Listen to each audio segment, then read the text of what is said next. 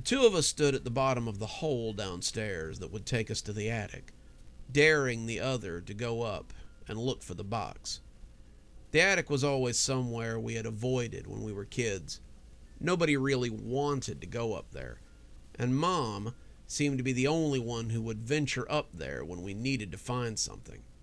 It was a pretty big attic, considering that it was the size of the entire house.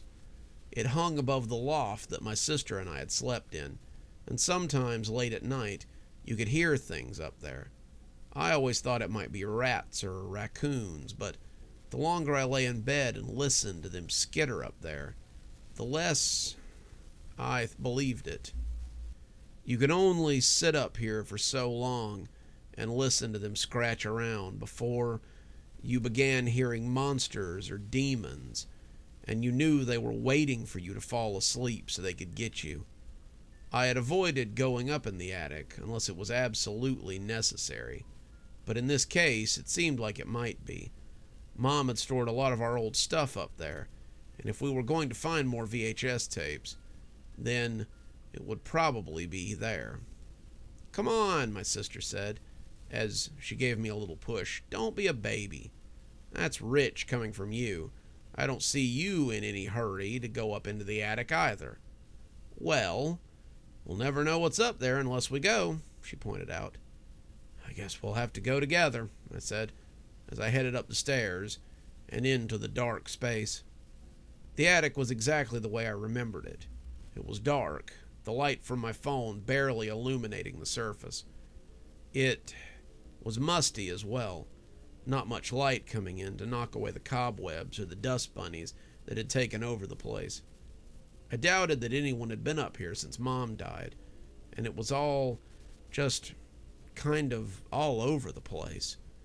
There were mounds and mounds of boxes, all of it sitting helter-skelter around the area. Mom probably hadn't done a lot of organizing up here, so it was just all piled around with very little thought given to placement or organization. My sister and I spread out, wanting to cover more ground, and it didn't take me long to find a box full of videos. They weren't hard to find.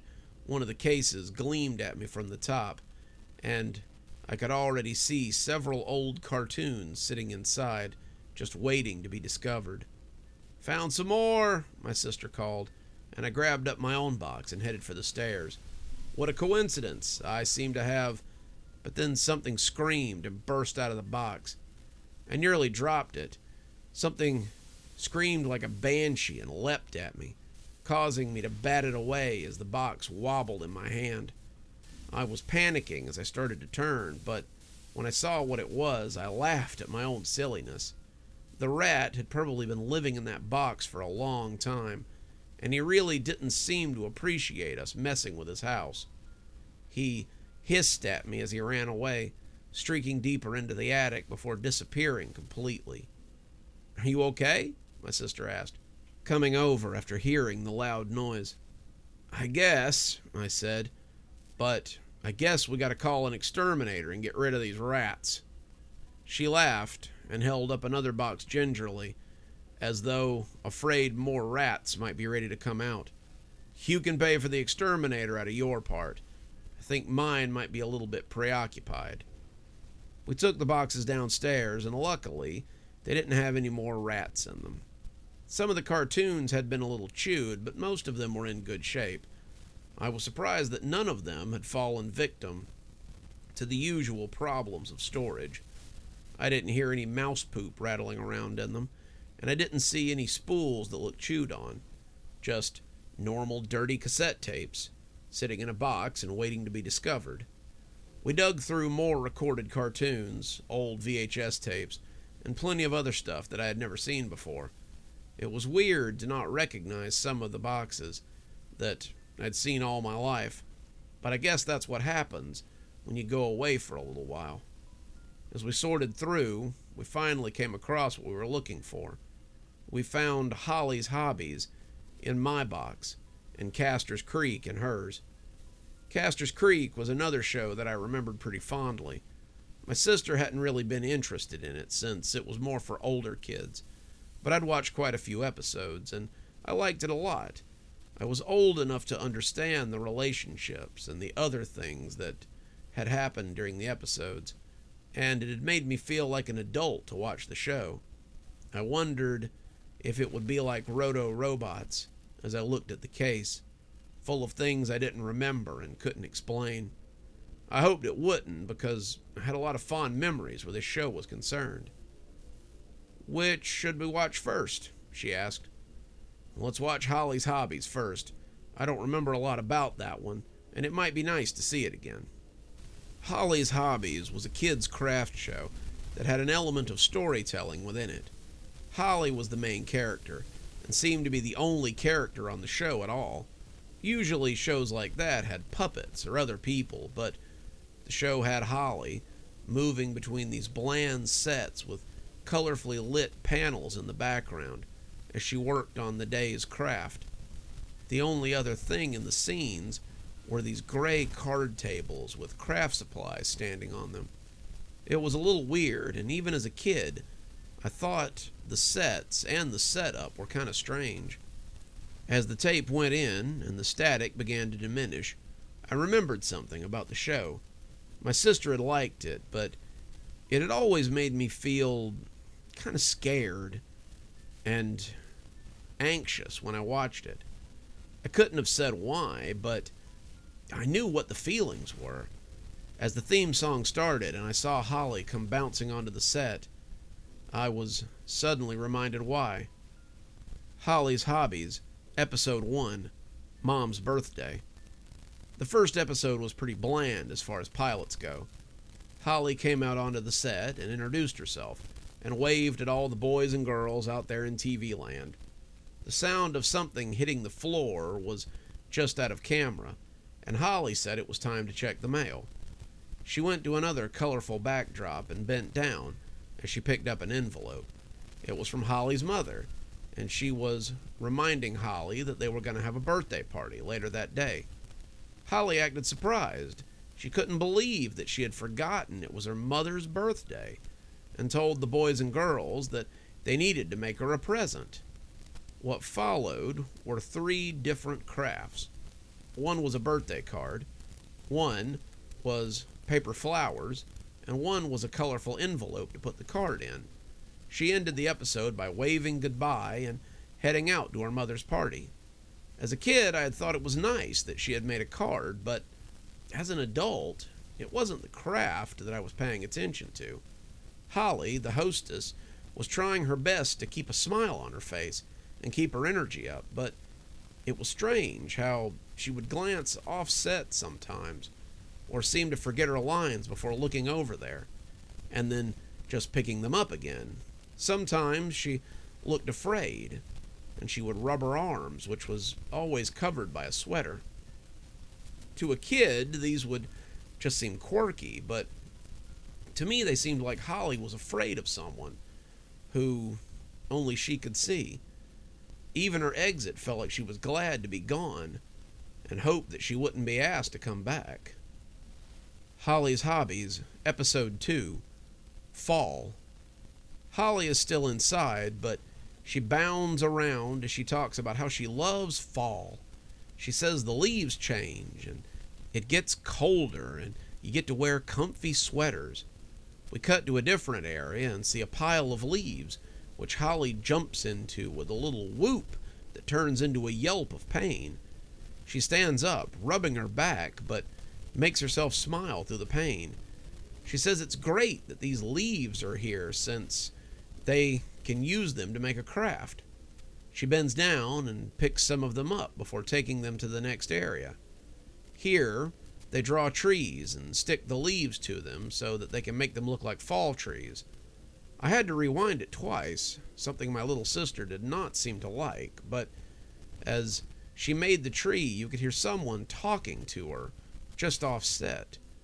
It was hard to make out.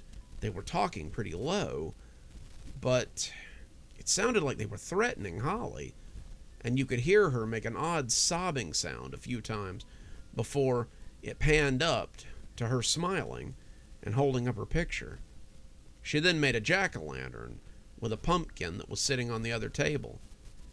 At one point, as she's carving the mouth, the knife slips and you can see her cut her hand. The camera doesn't stop, but Holly puts her hand to her mouth and hisses in pain. She looks at the camera and seems to beg whoever is filming to stop, but they must be telling her to go on because she continues to carve the pumpkin, despite the blood smearing it. She smiles at the finished product, her blood having been hastily wiped away from the jack-o'-lantern. But the smile is rigid as she explains that jack-o'-lanterns are part of Halloween. The last craft is a tissue paper ghost, and it's hard not to notice the blood that gets on this as well. Someone appears to have given her a napkin to press against the wound, but the cut is pretty obviously hurting her. She tells us that she hopes we have a wonderful fall and says goodbye as she holds up the paper pumpkin in her wounded hand and waves. I didn't remember this episode from when I was a kid, but I remembered being afraid to carve a jack-o'-lantern a couple of times when it was Halloween. I have to believe that this episode of Holly's Hobbies was the reason. Holly's Hobbies, Episode 3, Christmas. This episode was a pretty typical Christmas episode, but it definitely raised some red flags. Holly appears in a Santa outfit, but it's a little skimpy for a kids' show. She wasn't indecent, but it did allow us to see some of the bruises that were on her arms and her shoulders. The bruises were clearly finger marks, but Holly was all smiles and jolly attitude as she wished everyone a Merry Christmas and hoped that Santa brought them lots of toys. That episode's craft was a tree made out of toilet paper rolls, a snowman made out of cotton balls and felt, and candy canes made out of paper and colored with crayons. Holly didn't seem as nervous in this episode, and you can hear someone whispering to her again from off camera. I heard a couple of times what they were saying, and it was never anything good. At one point, they called her a stupid whore and a damn junkie, but she just kept smiling through the whole thing and making her craft. As the episode ended, she sang Up on the Housetop as the credits rolled, and you can hear the voice rising in anger before the episode cuts off. I started to ask, but my sister shushed me as the fourth and final episode started. Holly's Hobbies, Episode 4, Mourning. This was the fourth episode, and it was definitely the most uncomfortable. The show began with Holly holding a letter and sobbing openly. It wasn't fake crying either. She was really letting them fall. And she cried and cried for nearly 5 minutes as the camera rolled. When she looked up at the camera, it was in disbelief. She kept looking around in disbelief as if she couldn't believe whoever was filming this was going to make her do this, but when the camera showed no sign of stopping, she finally wiped her face and told the kids in TV land that her mother had passed away. Holly couldn't believe it. She had just been at her mother's birthday party, but she supposed that everyone has to die sometimes. It made me sad as a kid, but it really hit me hard as I sat there in my childhood living room and watched this woman have a mental breakdown as the camera rolled. We'd lost our own mother, after all, and I could understand what she was going through. Holly went about her crafts listlessly, glancing off camera to see if she would be given a reprieve. It never came. She was forced to make a remembrance book for her mother. The book took longer than most of the crafts usually did, because Holly had to stop and cry quite a lot. She assembled pictures of a woman who looked a lot like her into the pages of a picture album, and when she closed it, there was quite a bit more crying before she got up from the table and went to the next area. Next, she made a bouquet of flowers that she was going to leave for her mother. But there was something else going on off camera. Sometimes her hand would put flowers down so that she could work on something else, and I hadn't been able to see it until just before she picked up the flowers. She was winding pieces of rope together, and I didn't want to know what her plans were for those or what she was making. Instead of a third craft, she shuffled into frame of a third area and just stood there as she faced the wall. She had the flowers in one hand, but in the other, she had a length of rope, as if contemplating what she meant to do with it. There was shouting off camera as the paper flowers she had made hit the ground, and it cut off abruptly as the credits rolled over a dark screen. I hadn't liked the episode as a kid. It made me realize that my own mother would one day die, but neither of us had been able to say that any of the episodes were bad. They'd made me feel bad, but none of them had been poorly put together or been unentertaining to watch. As the snow came down on the television screen, I looked at my sister and saw her reach for the next tape. I put a hand over hers, stopping her. She turned to look at me, and her smile was so wide that I thought she might bite me. "Why do you want to watch these?" I asked, voicing the question I should have from the start. For a moment, all she did was smile in the face of my confusion. Good evening, everyone. It's me, Dr. Plague. Thank you so much for joining us for tonight's show. If you think you might like a little more spooky in your life, then please feel free to click on one of the videos we have up here. Maybe look at one of the playlists if you're trying to get caught up. I know, there's so many videos on the channel. There's so many series that are going at the same time. Sometimes you just need a little refresher course, and I gotta say, I always enjoy the views. If you're not subscribed, feel free to hit that subscribe button. Maybe hit the bell so you don't miss anything. We upload a lot on this channel, so you won't want to miss a single story as they come out. If you'd like to support the channel, you can click on the Amazon link down there. There's quite a few books in my Amazon account. You can have a look, and if you'd like a signed copy, get up with me through email, and I'll be happy to work something out with you. Also, there's links to my Patreon, and you can become a member on the channel if you'd like your spooky a little bit early. Patrons and members on the $5 tier get their videos 12 hours early. That's in the morning as opposed to in the evening. Patrons at the $10 level also get a signed copy of my book anytime I write one. Speaking of my patrons, you should see them appearing right now. Just wanted to take a minute to say how much I appreciate all of you. Patrons, subscribers, however you give to the channel.